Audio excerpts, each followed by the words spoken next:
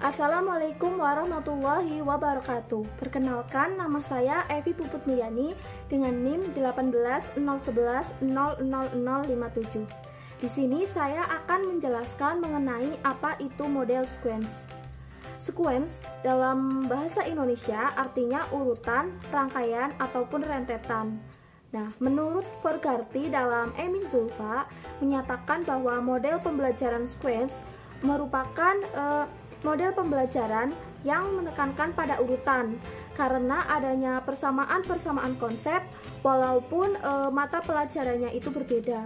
Sementara menurut Hamalik itu menyatakan bahwa model pembelajaran ini merupakan urutan pengelompokan kegiatan ataupun langkah-langkah menyusun kurikulum yang mengacu kepada kapan dan di mana pokok-pokok bahasan itu dilaksanakan. Jadi, model pembelajaran sequence merupakan model pembelajaran yang mengurutkan ataupun mengorganisasikan beberapa topik-topik dalam suatu mata pelajaran yang berbeda yang saling berkaitan agar siswa itu lebih memahami materi pembelajaran tersebut. Model sequence ini diibaratkan sebagai kacamata, yang mana konten-konten internalnya itu dibingkai dalam suatu konsep yang saling berkaitan. Nah, lensa itu menggambarkan dua konsep mata pelajaran yang berbeda, sementara kedua lensa yang sejajar itu menggambarkan bahwa mata pelajaran itu dilaksanakan secara bersamaan atau paralel, yang mana topik-topik tersebut sudah diurutkan terlebih dahulu. Dengan pengurutan topik-topik tersebut, maka dapat membuat siswa untuk membuat hubungan antara dua materi pelajaran tersebut. Model pembelajaran sequenced dapat diterapkan, namun tetap saja perlu memperhatikan ciri-ciri dari model pembelajaran tersebut.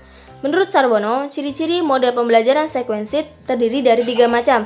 Di antaranya yang pertama, model pembelajaran terpadu. Model sequenced menyajikan materi dari berbagai bidang studi, tidak hanya terdiri dari satu macam bidang studi saja, sehingga siswa dapat menambah wawasan terhadap materi tersebut.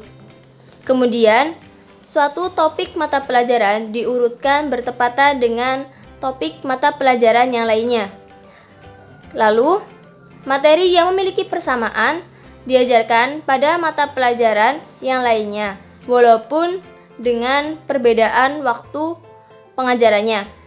Yang kedua adalah pendidik dengan pendidik lainnya melakukan kerjasama guna untuk menyatukan konsepan dengan konsepan yang lainnya dan mengurutkannya.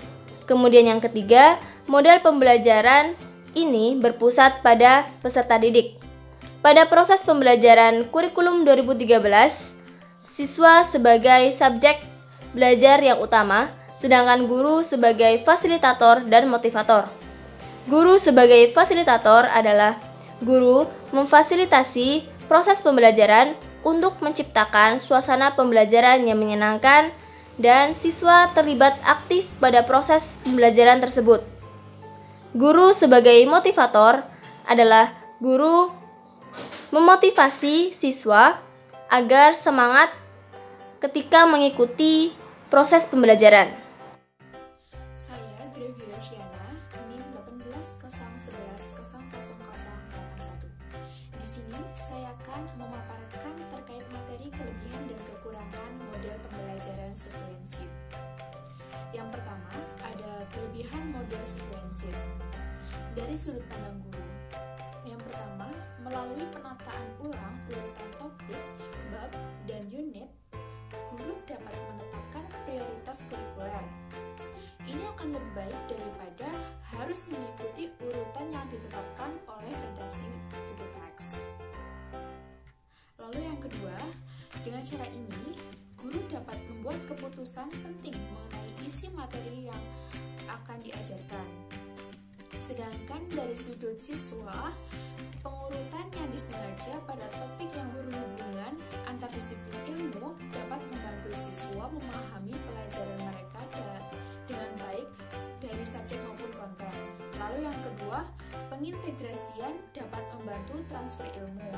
Ketika siswa melihat guru pada area konten yang berbeda, ruangan yang berbeda, bahkan periode yang berbeda, membuat pokok-pokok yang sama, maka siswa dapat memperkuat pengetahuannya dan mendapat pembelajaran yang lebih bermakna. Lalu yang kedua, ada kekurangan model pembelajaran sekuensif. Diperlukan kompromi untuk membentuk suatu model. Yang kedua, guru harus mengalah pada otonomi dalam membuat urutan kurikulum karena guru berbeda dengan yang lain. Artinya, guru tidak boleh menang sendiri ataupun mementingkan diri sendiri. Namun, guru harus banyak mengalah karena dalam penggunaan model ini akan melibatkan dua guru yang bermitra. Yang ketiga, untuk urutan yang sesuai dengan kejadian-kejadian yang terakhir membutuhkan kerjasama yang berkelanjutan dan fleksibilitas yang tinggi dari semua orang. Hal ini tidak mudah, namun dalam waktu yang singkat, bahkan dengan hanya satu pembelajaran bersama mitra, guru dapat dengan mudah melakukan penataan ulang dan pengurutan sebagai langkah awal. Jika usaha pertama ini dalam menghubungkan dua area subjek berhasil, maka dua guru itu dapat mencoba mengurutkan unit yang lebih banyak lagi atau dengan unit paralel. Perkenalkan, nama saya Dianir Malawati. Di sini saya akan menjelaskan mengenai implementasi model sequence. Model pembelajaran terpadu sequence dapat digunakan pada tahap awal proses integrasi, di mana pada tahap tersebut menggunakan dua bidang studi yang dapat dikaitkan dengan yang lainnya. Model pembelajaran terpadu sequence masih jarang digunakan oleh seorang guru di dalam proses pembelajaran karena dengan berbagai macam pertimbangan. Salah satu pertimbangan tersebut yaitu seorang guru belum dapat atau belum memahami bagaimana merancang pembelajaran terpadu.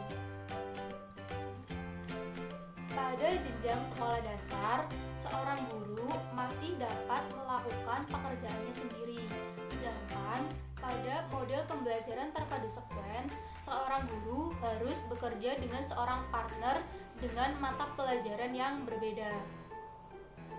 Jadi, dapat disimpulkan bahwa model pembelajaran terpadu sequence masih dapat digunakan pada jenjang sekolah dasar, namun di dalam penggunaannya memerlukan seorang partner.